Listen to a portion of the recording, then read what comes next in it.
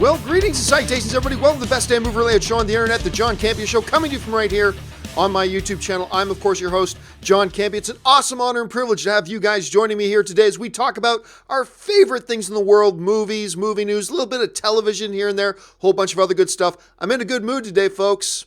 I'm in a good mood. Two reasons. Number one, last night, my Patriots beat the Green Bay Packers. I didn't think they would. I really didn't. Gronkowski was out, so without Gronk, I just didn't think they'd have enough weapons to overcome the amount of points that Aaron Rodgers was going to put up. But it wasn't New England's offense that won the game. I mean, yes, they scored over 30 points, and that's great, but it was New England's defense. How do you keep Aaron Rodgers to 17 points? Tip of the cap to the Pats defense, and yay team. The other reason I'm in a really good mood is tonight, Ann and I are going to go to the premiere of Wreck-It Ralph 2. And I love Wreck-It Ralph, and I've been waiting for this movie for years. So I'm really excited about that. So it's a good day, and we got a whole bunch of stuff to talk about here today. So let's get things started with this. Speaking of upcoming movies, there's a little film some people are pretty excited about called Fantastic Beasts: The Crimes of Grindelwald. It's coming out, I believe, on November 18th or 16th, something like that. It's coming out here pretty soon, right? And everybody's getting all excited about it. However, here's something interesting. A number of the filmmakers in the cast have been taking to social media and starting their own "Please Don't Spoil the Movie" campaign. As a matter of fact, Eddie Redmayne, who plays Newt, of course, he got up on Twitter and put out a video and a post on Twitter talking about this specifically, and he put up this video basically saying, please don't spoil this movie. He said, a message from Eddie Redmayne for all those that will be among the first to see Fantastic Beasts: The Crimes of Grindelwald: protect the secrets. So they're going on, and I've seen some other places as well really pushing and asking people to keep the significant spoilers that are coming a secret.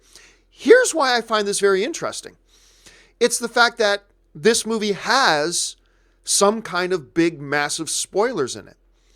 I'll be honest with you, I wasn't expecting anything like that, any more than every average movie. There's only really been two movies I can recall that there was some kind of very concerted effort begging the audience not to spoil the film. One was, of course, Star Wars: The Force Awakens, and of course we all know that was because of the Han Solo thing, right? But there was that, and then it was Avengers: Infinity War, which, of course, the snap was the big thing they were trying to hide and keep quiet. Does the fact that we've got cast and filmmakers starting this campaign and saying, guys, please keep the secrets, please keep the secrets, is that an indication to us that this Fantastic Beasts and the Crimes of Grindelwald is going to have some kind of major significant event that would get everybody buzzing? And if so, what kind of major significant event could we be talking about? From the ridiculous of, could Harry Potter time travel and show up? Or could, Dumbledore look into some kind of magic, pool and see the future and see him with a young Harry Potter or something like that? Could it be something about a new revelation about Grindelwald and Dumbledore? Could Dumbledore actually be revealed as a villain? I don't know. My mind's going in 1,000 different directions. But the fact that they are actually so purposefully trying to get people now proactively, guys, before you see this film, because some of you are going to see it early, keep these secrets. So I'm going to ask you this. If you are a Potterhead or even a mild fan of the Harry Potter universe, does hearing Eddie Redmayne and others talking about this, keep the secrets, does that get you excited? Or, and honestly, this is not some kind of redundant question. Seriously, is this just a publicity stunt? Could Fantastic Beasts and the Crimes of Grindelwald be a good movie, but have no more significant spoilers in it than the average movie does? And this whole thing about keep the secrets, is this just a publicity stunt? What do you think? Do you think there are actually some significant, real spoilers in there that they're going to want to keep people from finding out? Or is this some kind of publicity stunt just trying to get more and more people talking about it like this sucker is doing right now? Jump down to the comment section below and let me know what you think. All right, let's move on to this next little thing off the top. For you guys who have watched me for any period of time. You guys know that one of my favorite little horror movies the past couple of years was Don't Breathe, directed by Fede Alvarez, who of course directed the Evil Dead reboot, and starred Stephen Lang, or as he likes to be referred to as Slang. I love Stephen Lang. He's great. It was one of my absolute favorite horror movies the last number of years. Now, if some of you guys have been keeping your ear to the ground, a while ago, Fede Alvarez took onto Twitter and put up a poll and said, hey, which one of these films would you like to see first? Would you like to see an Evil Dead 2 or a Don't Breathe 2? Now, of course, because Evil Dead has a much bigger fan base, the Evil Dead thing won. However, Alvarez is now saying he's actually got a script for Don't Breathe 2, and he's actually looking at possibly making it his next project, despite the results of that little poll that he put up on his social media. Now, he actually responded to that poll, and he said, yeah, I'll be honest with you, I was kind of hoping people would say Don't Breathe 2, because that's what he's planning on doing.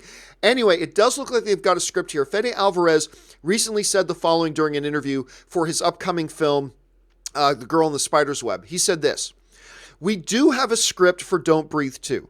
That's the only difference. We don't have a script for Evil Dead 2, but we do have a script for Don't Breathe 2 that we wrote. Once I'm done with The Girl in the Spider's Web, we're going to start thinking of ways to bring that story to the screen. Me directing or me producing. It really depends on the time that we'll have. I'm particularly excited about that because it's really different. It's a really different sequel when it comes to sequels. It's a very different approach, and I'm excited about that. All right, so we've got the director of the film now saying, the one I really want to make is Don't Breathe 2, which excites me because personally that's the one I really want him to do as well. Don't get me wrong, I liked Evil Dead. I liked his Evil Dead, but I loved Don't Breathe. I loved Don't Breathe. And I also like the idea that he's talking about things in here about how this is going to be a very different kind of sequel. That's cool as long as you still got Stephen Lang in there. Give me slang. Just fill the movie with slang and I'm all good. So that's on the top of the charts there as well. But what does he mean by a whole different kind of sequel? That's intriguing to me. The fact that he's got a very popular franchise like Evil Dead, yet his real passion is to do another Don't Breathe. That excites me to know that he's that excited about the property, that he wants to do that again. Now, as far as what direction they could go, I mean, the first film, for those of you who saw it, ended in such a way that made it very easy to do a sequel and to do a very traditional sequel.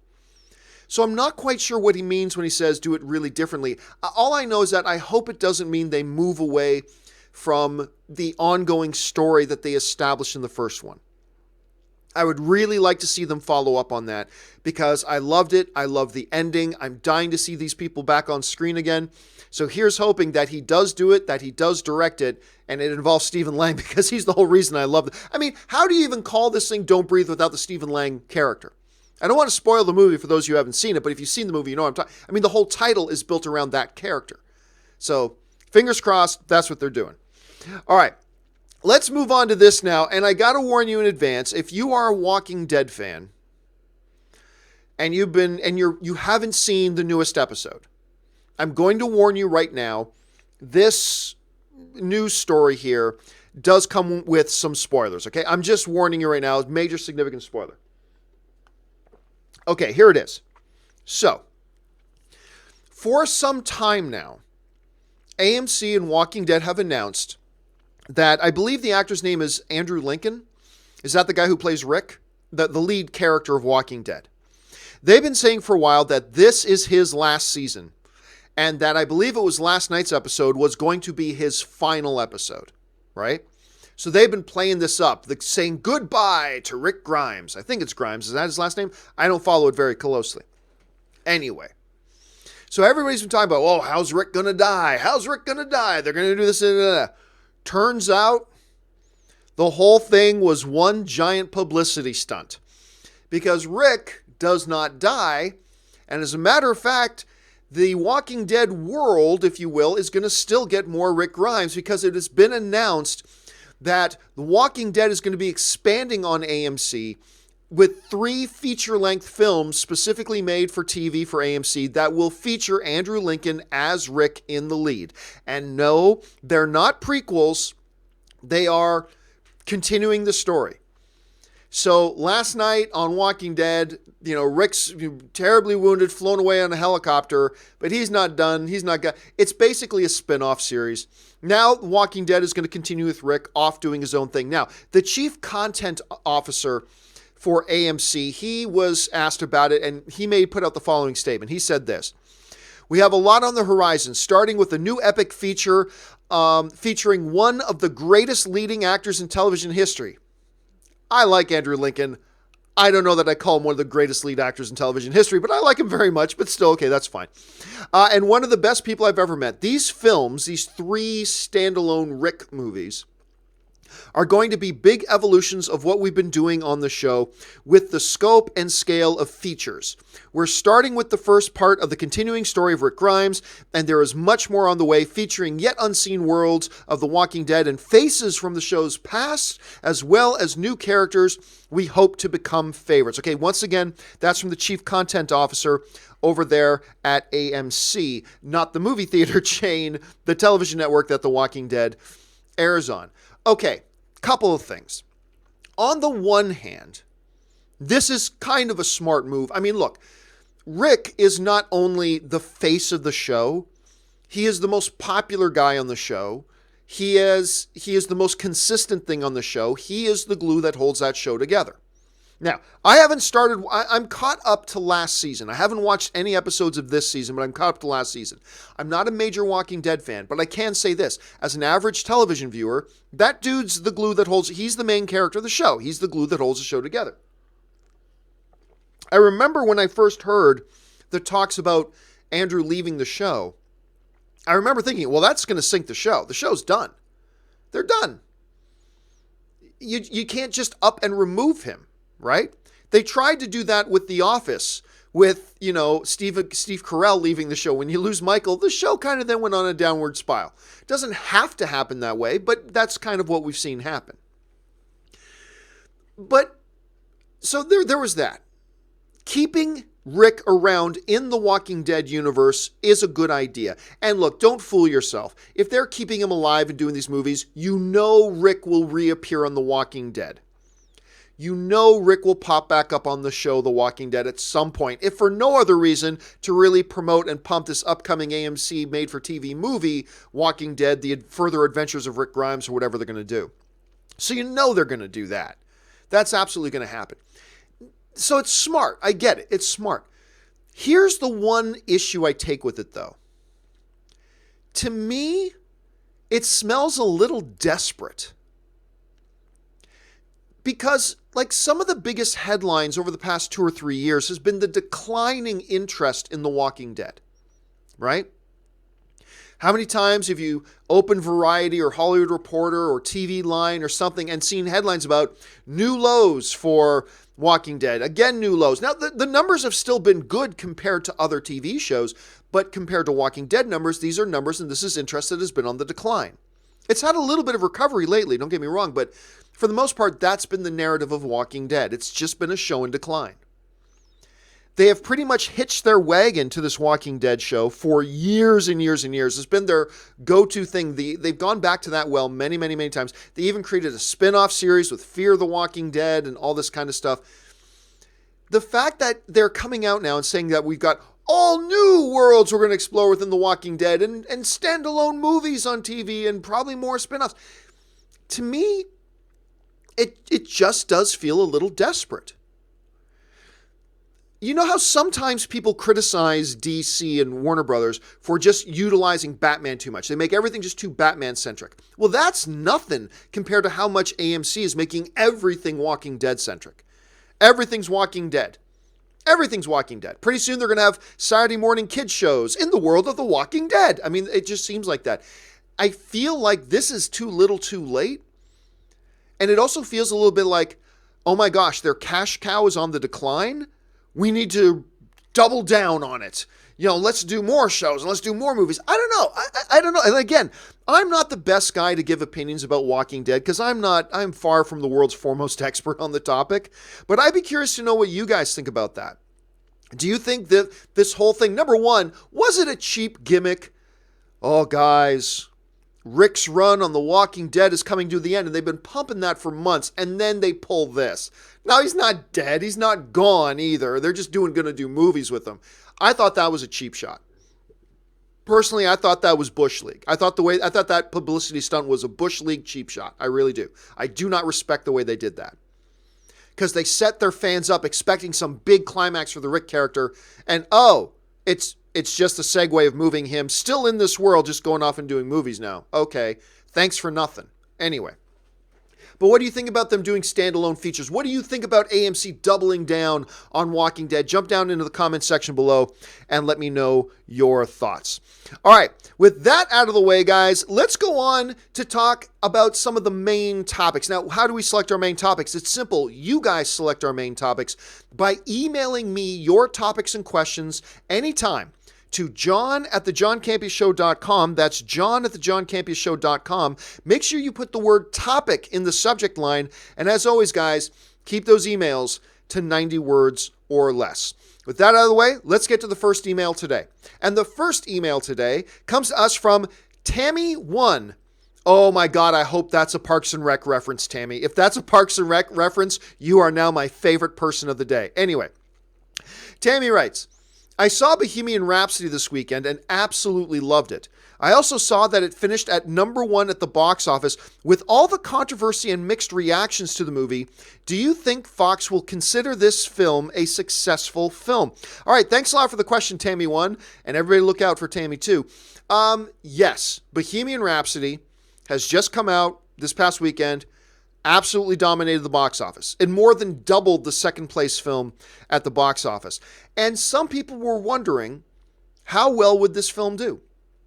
Now, as of right now, Bohemian Rhapsody has a 60% on Rotten Tomatoes. So it's got the tomato there now, right? It was at 58, so it had the little green splatter. Now it's got a tomato.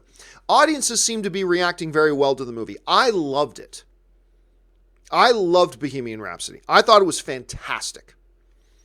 And there are some people who didn't like it, and there were some people, to be fair, who went in predisposed to not like it because of who's directing and things like that, but that's an issue for another time. So there was some question marks, and there were some projection numbers and whatever. Well, it absolutely dominated. It did great. It is the second largest opening for a musical biopic of all time, only behind Straight Outta Compton. So basically, here's our weekend box office results. Bohemian Rhapsody comes in making $50 million on its opening weekend. Again, that makes it the second largest musical biopic of all time for its opening weekend. The Nutcracker, it bombed exactly where we thought it was going to flop. The projection had it coming in at $20 million. That's what it came in at. Easily the lowest opening weekend for a Disney film this year by 1.5 miles. With the expense of the Nutcracker and all that kind of stuff, this is a Titanic-level disaster for Disney, unfortunately. Coming in third place is Nobody's Fool with Tiffany Haddish. I love Tiffany Haddish. But directed by Tyler Perry, this is one of the lowest opening weekends for any Tyler Perry movie in history at $14 million. A Star is Born hanging in there great. It's in its fifth weekend now, made another $11.1 million. And then Halloween gets in the top 5.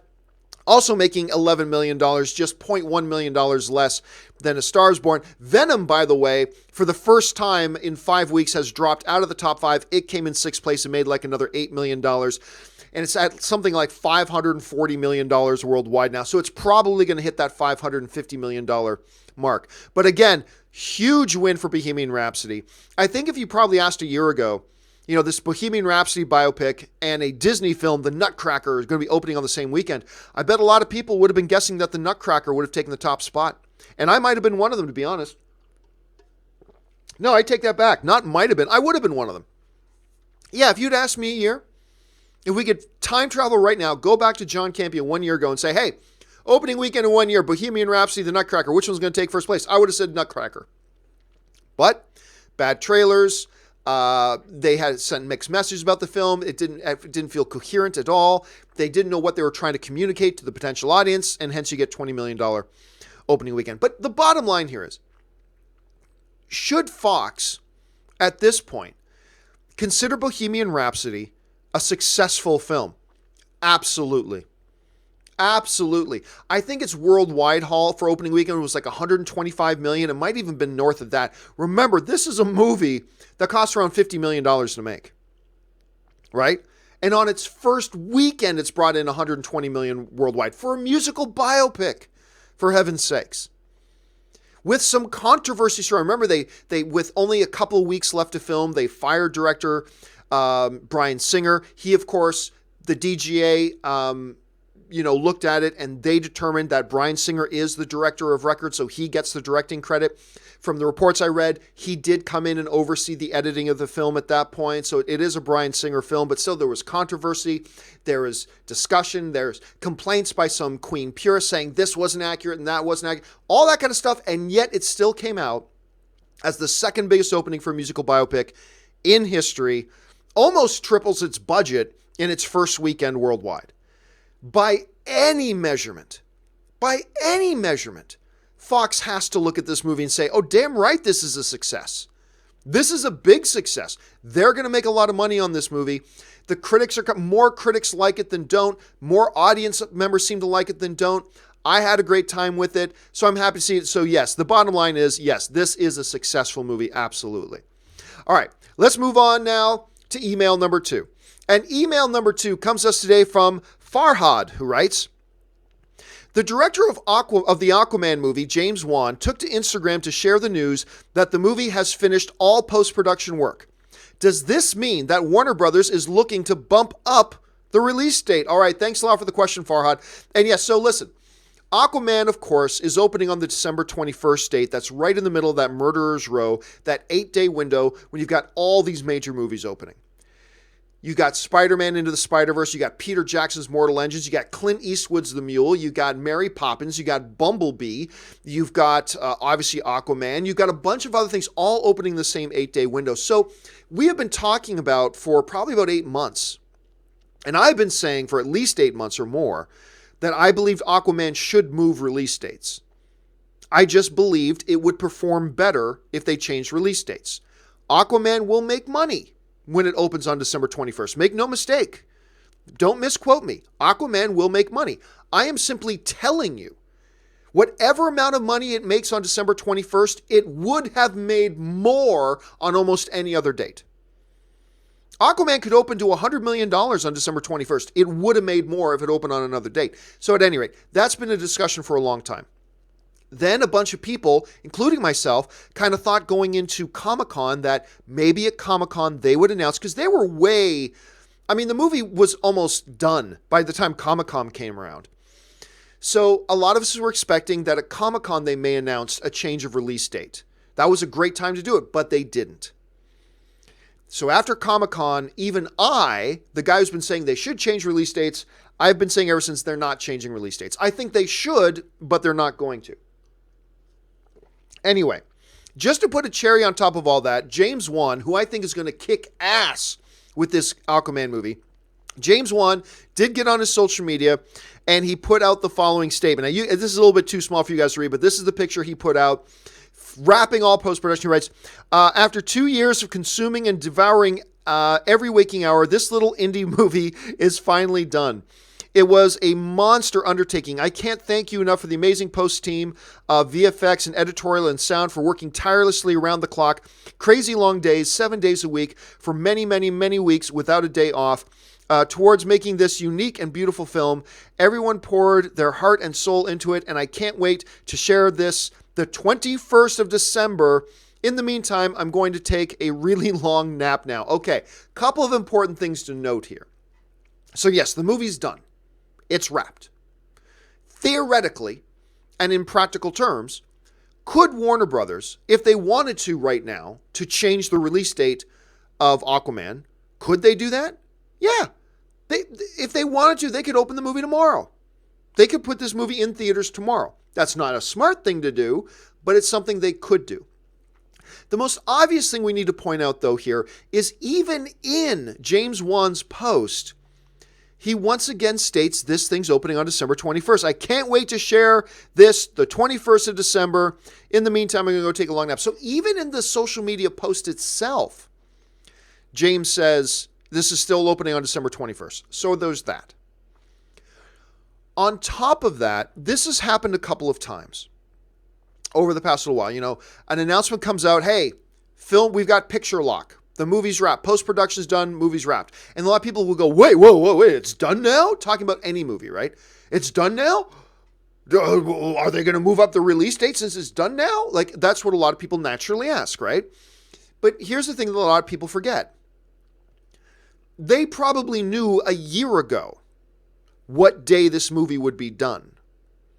They knew a year ago, probably to the exact hour, when post-production on Aquaman was going to be done. This isn't a situation where like the people at Warner Brothers are going, oh wait, James finished? We had no idea he'd be done this soon. Maybe we should revisit the release date. Like, that's not what's happening here. They knew when the movie was going to be wrapped, and they set the release date for what it was.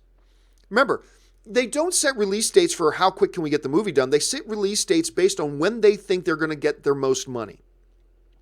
And then they plan their schedule around that release date to make sure it's all done.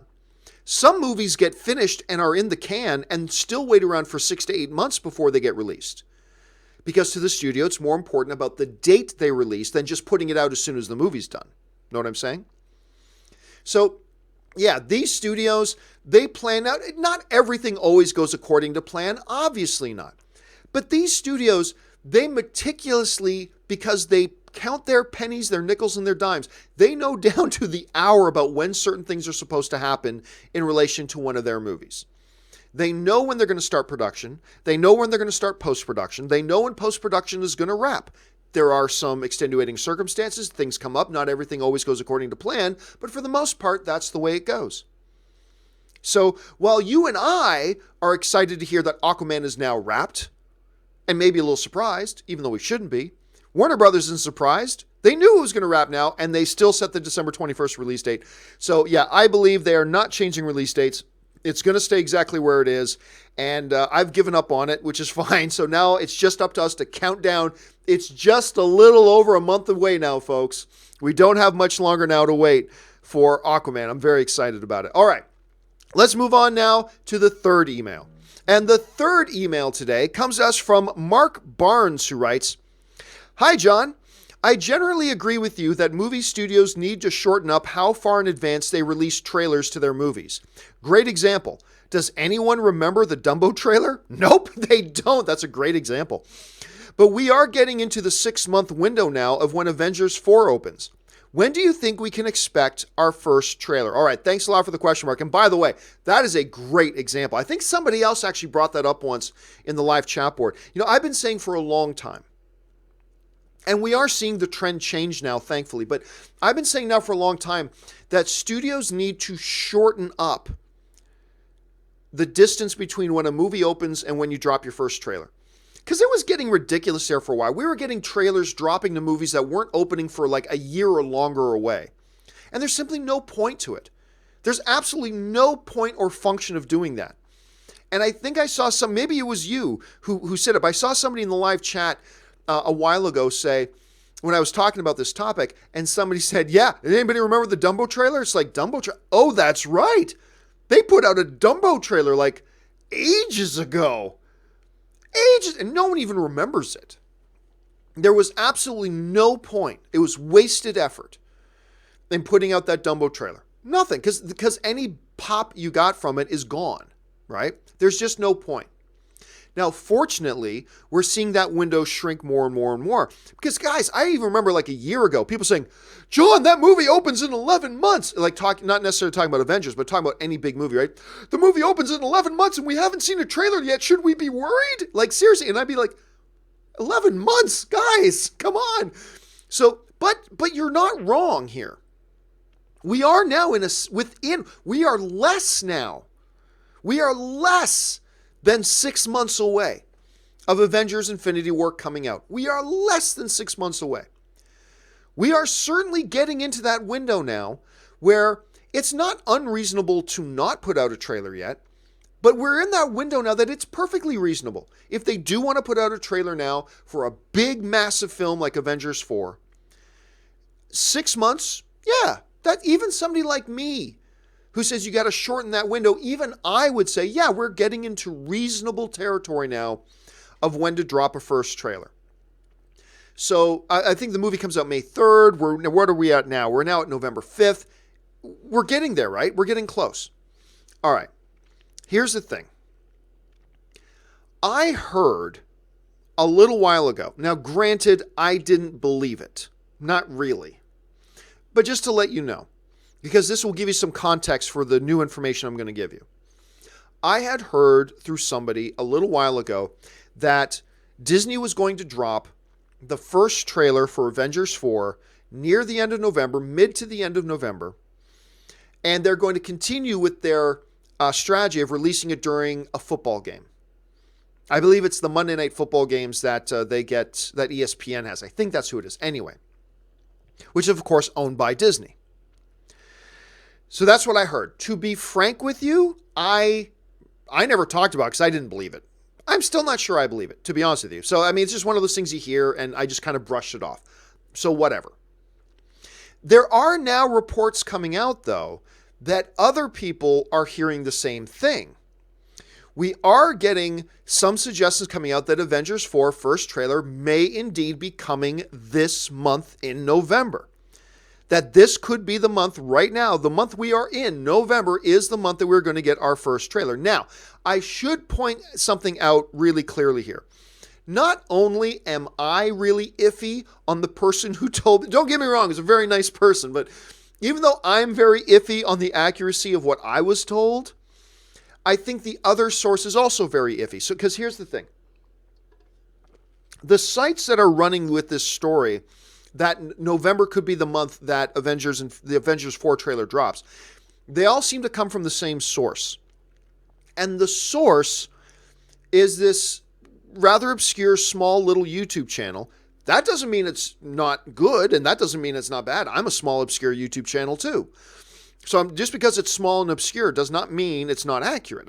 Let's be clear, but I am telling you, it's a site with no reputation. It's got like 1,000 subscribers or something like that. And a guy in his YouTube channel said that he's gotten this information that it is in November. Now, the only reason I even mention it is not only are other sites referencing this small, obscure YouTube channel, again, that's not bad. I'm a small, obscure YouTube channel, but is the fact that the things this YouTube channel said, and I can't even remember the name of the channel, so forgive me for that. But the things that this channel said sound eerily like the stuff I got told. Again, I am dubious. I'm skeptical. I'm skeptical of my own source, which I don't even really consider a source. I'm skeptical of this information coming from this other YouTube channel as well. However, it does at least bear mentioning with that huge asterisk that even I'm not sure I believe it. It does bear mentioning because what is being said over there is eerily similar, almost exactly, not quite exact, but almost exactly to what it is I got told as well. But let's look at it in this way. If they are looking at launching an Avengers 4 trailer near the end of November with one of their football games on ESPN, which is their network, which is, number one, totally consistent with what they've been doing recently. Number two, by the end of November, we're getting close. We're 6 months out. By the end of November, we're going to be getting really, really close to only being 5 months out from Avengers 4. We'd be well within the window of when they could first release that. On top of all that, Kevin Feige mentioned the other day that an Avengers 4 trailer will drop this year. There's only 2 months left this year. This month we're in and November. So it's a coin toss whether it's going to be this month or next month. But there are a bunch of indicators out there right now that would theoretically be consistent with what we know is Disney's standard operating procedure that do suggest we're going to get that first trailer in just a couple of weeks, right near the end of November.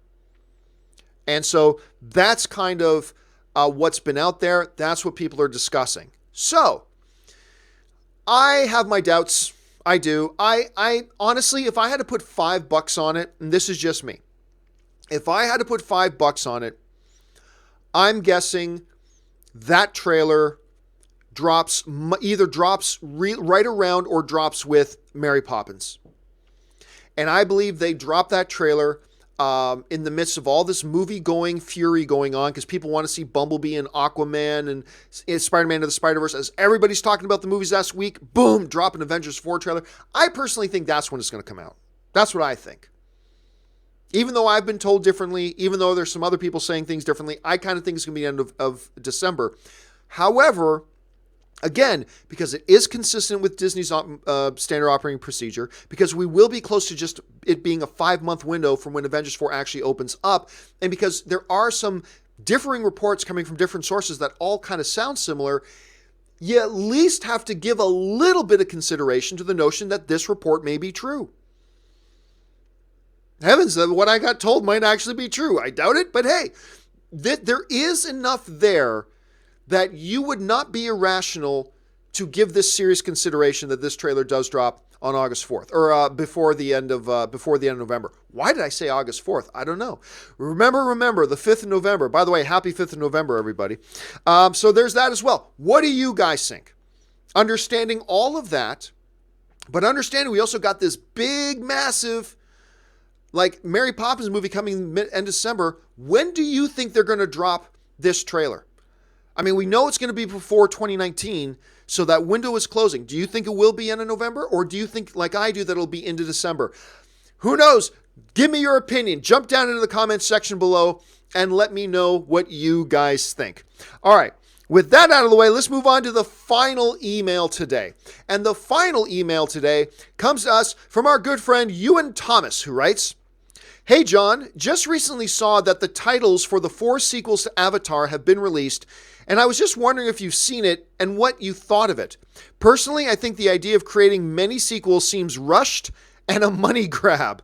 All right, thanks a lot for the email, Ewan. First of all, let's address that one thing you mentioned there at the end of your email, that these Avatar sequels seem rushed and a money grab. The first Avatar movie came out 63 years ago. All right? I'm being facetious, but the first Avatar movie came out like 63 years ago, okay? I think the sequel was supposed to come out in 2015 originally, if I'm not mistaken. I think there are many things you could say about these Avatar sequels. Rushed is not one of the things we can say about the Avatar sequels, okay? So just you and I, just right up there. Lots of things we can say about these sequels. Rushed is certainly not. And as far as it being a money grab, you guys know what I'm about to say, right? Every movie ever produced in cinematic history is a money grab. They're all money grabs. This is a business. Hollywood doesn't make movies for fun and flowers. They make movies to make money. Every single movie ever made in history on the Hollywood studio level is a money grab. That's not a bad thing. That's business. That's what keeps it going. So let's get that out of the way. Number one, I don't think it's rushed. Number two, I don't think it's a money grab any more than every other film in cinematic history is a money grab. It is the movie business, after all.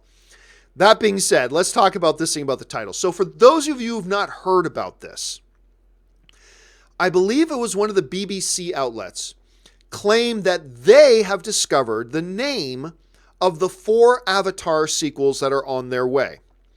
And a lot of people apparently are not happy with them. As a matter of fact, there's been a whole bunch of backlash against the titles of the new movies, which to me is kind of funny because I don't know why anybody gets upset over a title.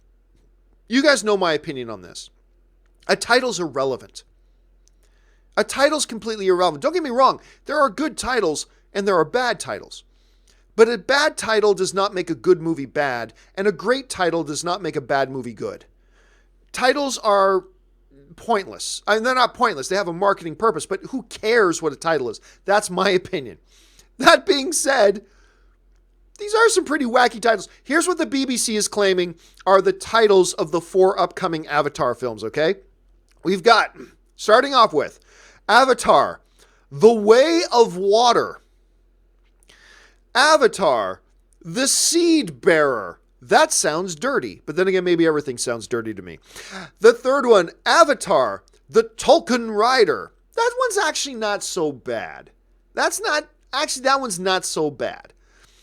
Then the final one, Avatar, The Quest for Iwa. I don't know. Was that something from the first film? It's been a while since I've seen the first film. I can't remember, but I'll pronounce it that way. The Quest for Iwa. So, The Way of Water, dumb. The Seed Bearer, dumb.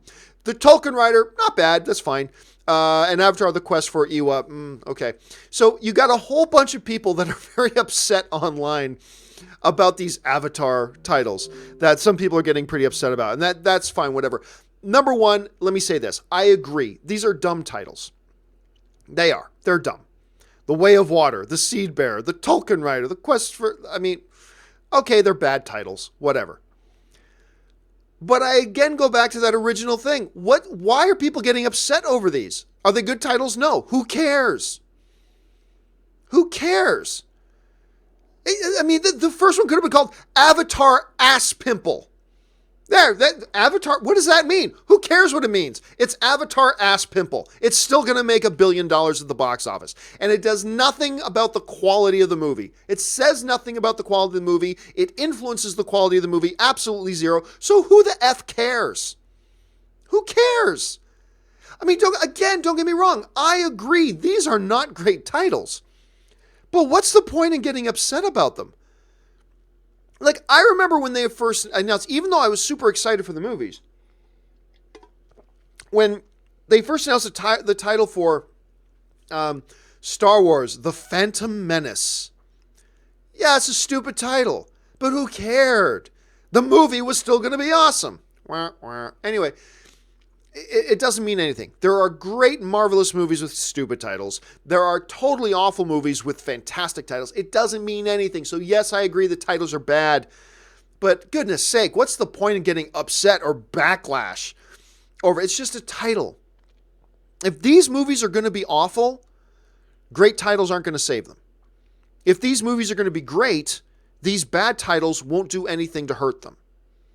Maybe a little bit of marketing, but who cares? Why are we getting upset about this? I just don't understand it, but that's just my thought. What do you guys think about the Avatar titles? At least the reported Avatar titles coming from the folks over at the BBC. Number one, do you think they're good or bad titles? And number two, if you think they're bad titles, do you think they're worth getting upset about? I don't know. Maybe you do. Jump down to the comments section and change my mind. I'm open to it.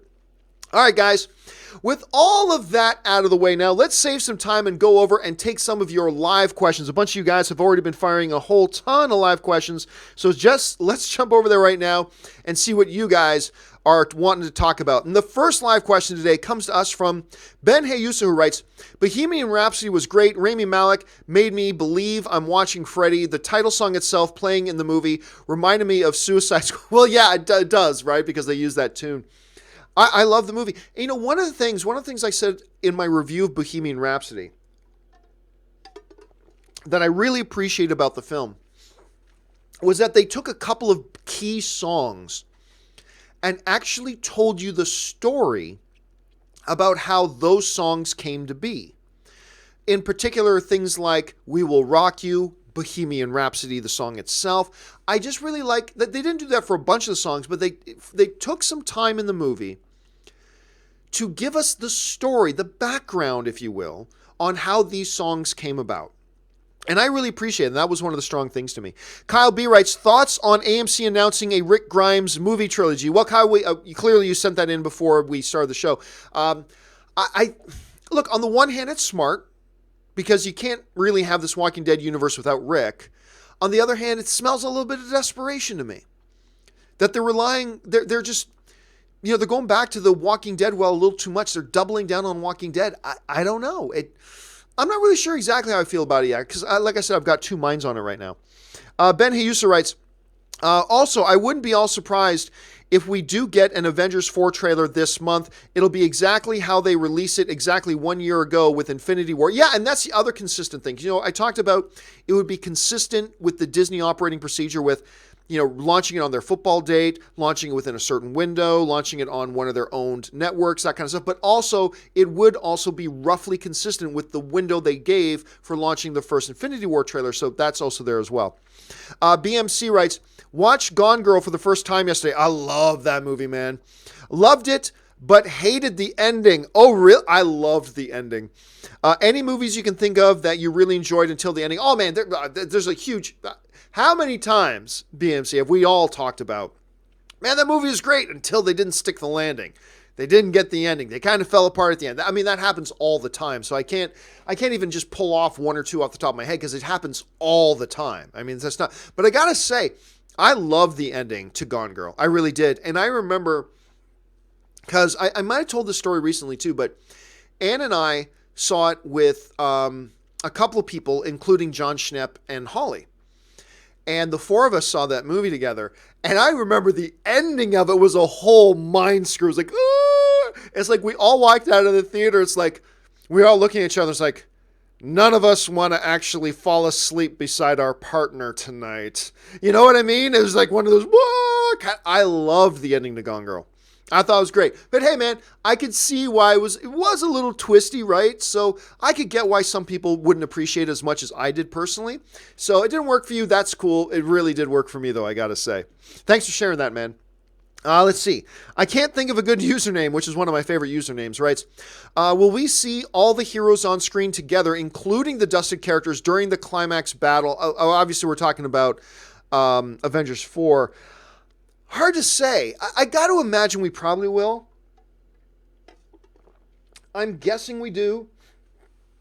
But, you know, Kevin Feige has found a way to give us a really good mix of kind of predictable, because we like kind of predictable in a lot of our storytelling, with complete left turns that we weren't expecting, right?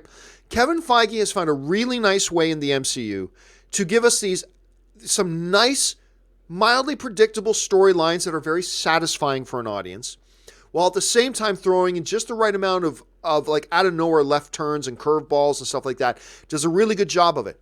The predictable thing here, in a satisfying way, would be to give us that big climax where all the heroes are together.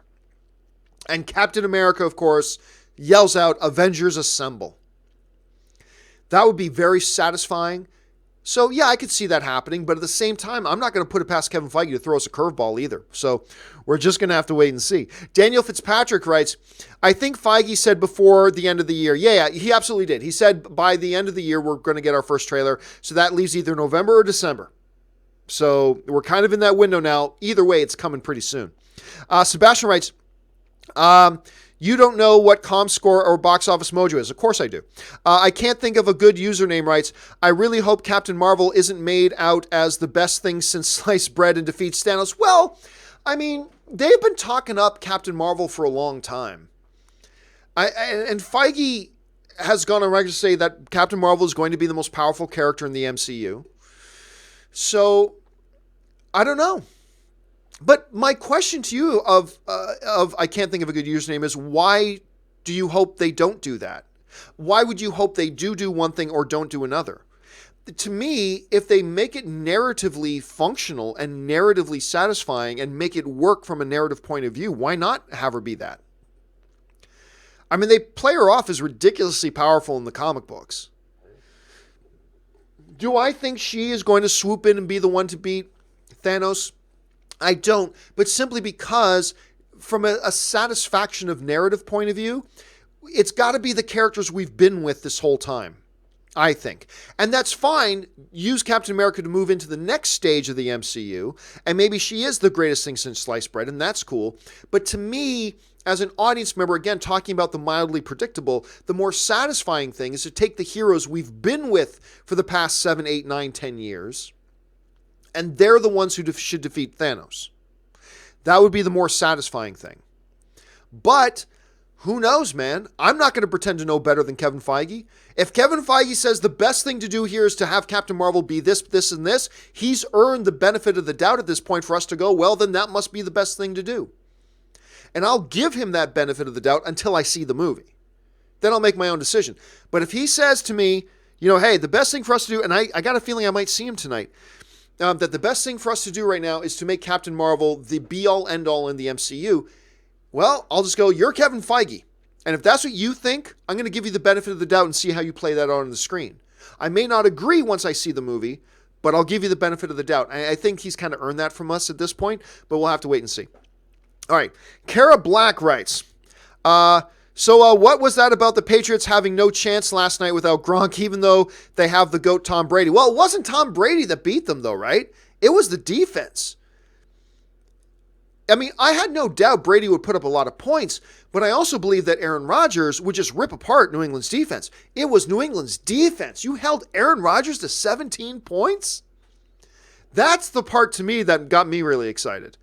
That is the part to me that got me really excited, was that New England's defense, which has traditionally never been as good as their offense, really stepped up. And, man, sky's the limit with this team. Sky is the limit with this team. All right, ZOMG Ruler writes, Avengers 4 title, New Avengers. Also, remember the 5th of November. And I mentioned that earlier. It is the 5th of November. Whenever you see that phrase, all you can hear is Hugo Weaving's majestic voice saying it with that mask on. Remember, the 5th of November. Then he starts conducting. Beautiful scene, beautiful shot in that movie. No, I don't think that'll be the title. I wouldn't put money against it. I know everybody's saying it's going to be Avengers Annihilation. Yeah, it might be that. Might be Avengers Annihilation, could be. I'm still thinking it's going to be Avengers Assemble. I still think it's going to be Avengers Assemble. It seems to me the word Annihilation would have played better for Infinity War, right? Wouldn't that have made more sense? But hey, it could be Annihilation. Absolutely could be. There are a lot of people out there saying that's what the thing is going to be. There have been some supposed leaks saying that's what the name of the movie is going to be. Totally possible. New Avengers, I doubt, but possible. I still think the sentimental one to go for is Avengers Assemble. But maybe it'll be something completely different. Maybe it'll be Avengers Ass Pimple, right? And it's still going to make $2 billion. So there you go. Stubble McShave writes, I saw the Naked Gun trilogy. Oh, nice, man. Nice. I saw the Naked Gun trilogy the other day. Although the third movie isn't quite good, it's not. The third movie is clearly not in the league of this first two.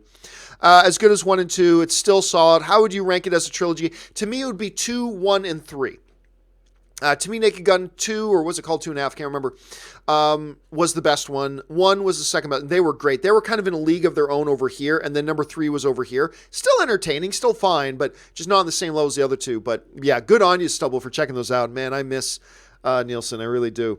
Right here. Benny95 writes, where's Benny? There he is. Benny95 writes, what if Tom Hanks read that some time has passed, Andy is dying by age or cancer, and his last request is saying goodbye to his childhood friends, Woody, Buzz, as You Got a Friend in Me starts playing. I don't think they're going to go that way. I don't think they're going to jump ahead 60 years or anything like that. And I don't think they're going to, I mean, you can do, let's look at the ending of Toy Story 3.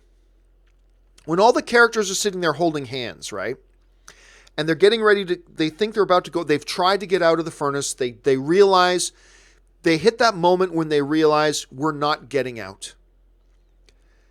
And so they submit to their fate as long as they can hold hands and face their end together. That was one of the most powerful scenes in any animated film I've ever seen. And here's the thing, while they were facing their doom, it wasn't dark. It was a scene that was filled with beauty and power in the face of their demise. And this flaming boil red fire of the furnace that they're about to go into, and it's going to end them. And yet it wasn't a dark scene. It was a scene of beauty. I mention all of that because an ending like that, that's just dark. I mean, that's just dark. Fast forward now to Andy being on his deathbed. That's just kind of dark. So, I don't know. I can see them doing something very beautiful.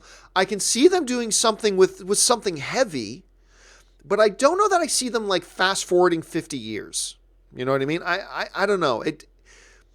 First of all, toys would have just disintegrated in another 50 years. They wouldn't still be around, right? So I don't think they can bring him Woody and Buzz 50 years later. So I don't think that's the case.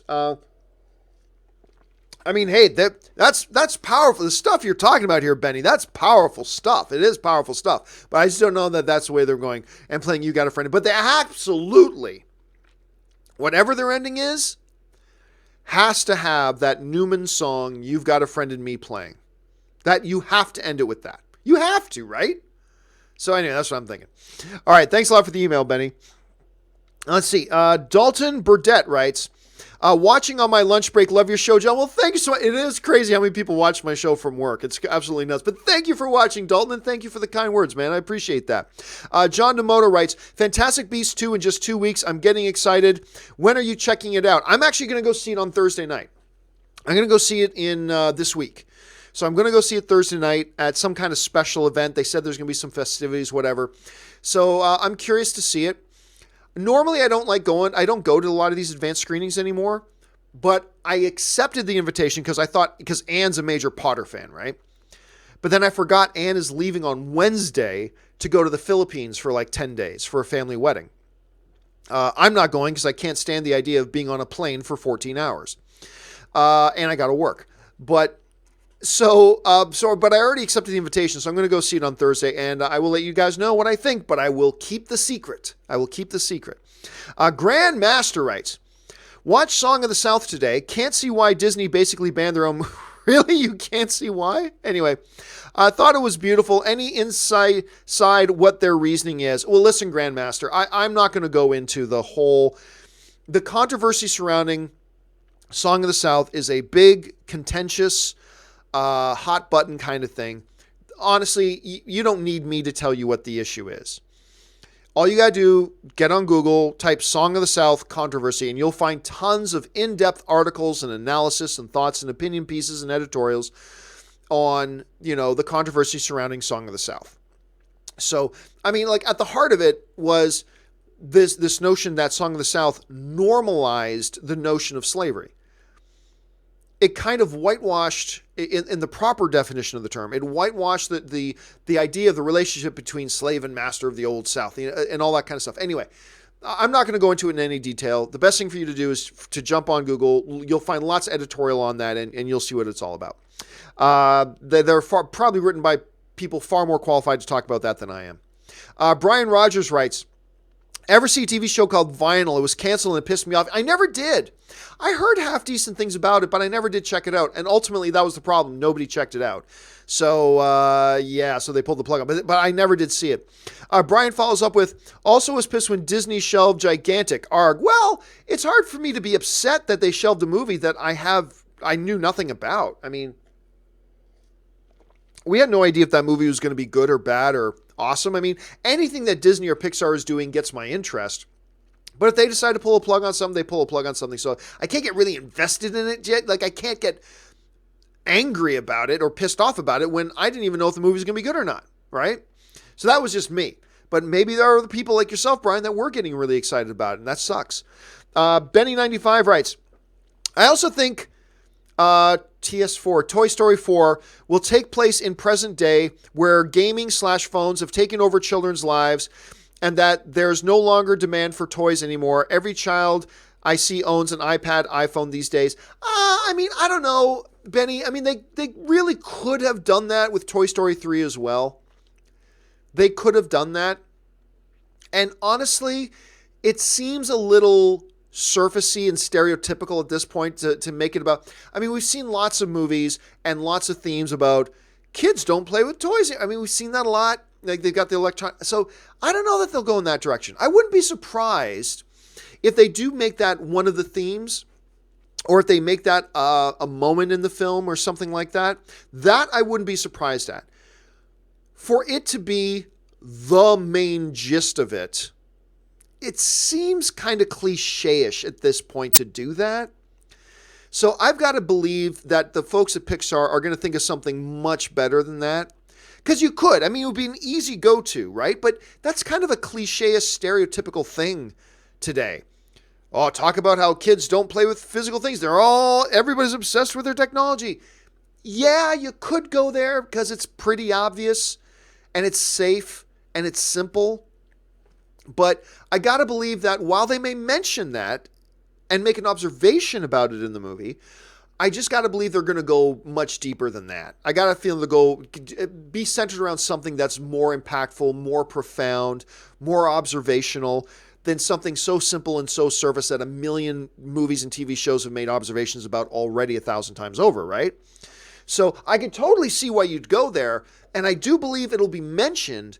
I just can't believe that's going to be kind of the main context of the movie. I think they'll do something much more profound than that. At least that's what I think at any rate, Benny. All right. But either way, I just can't wait to see what they're going to do. All right. Ben Rayner writes, and we got time for a couple more questions here, guys.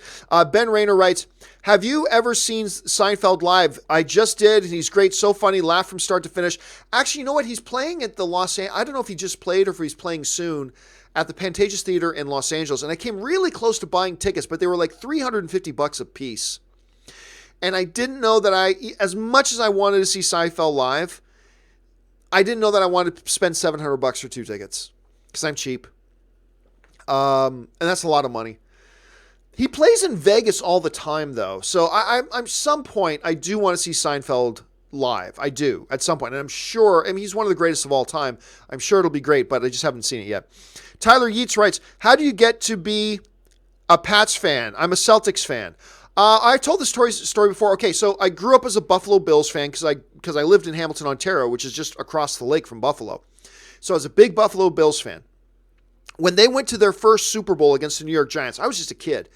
But when they went to their first Super Bowl against the New York Giants, they got beat by the Giants when they missed that last-second field goal, right? So the Giants won the Super Bowl, and their coach was Bill Parcells. And I remember thinking through that whole game, man, Parcells is out coaching Marv Levy, who was the coach of the Buffalo Bills at the time. And I became a big fan of Bill Parcells. Eventually, Bill Parcells went to the New England Patriots. So I kind of just followed him over there. And then I stopped being a big major Buffalo Bills fan when Buffalo benched clearly their best quarterback. And I'm not going to get into it because it'll just make me angry. It was Doug Flutie, by the way.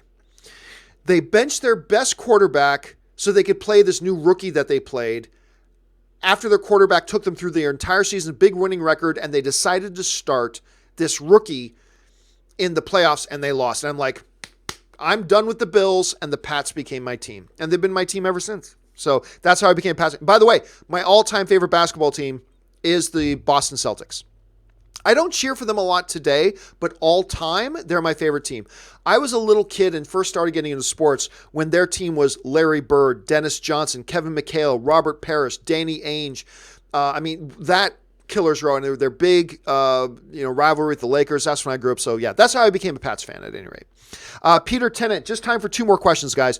Where do we go? Peter Tennant writes, did you watch the original Mythbusters? One of my favorite shows. Did you like it? Never did watch it. I think I saw a couple of episodes, but I never did watch it.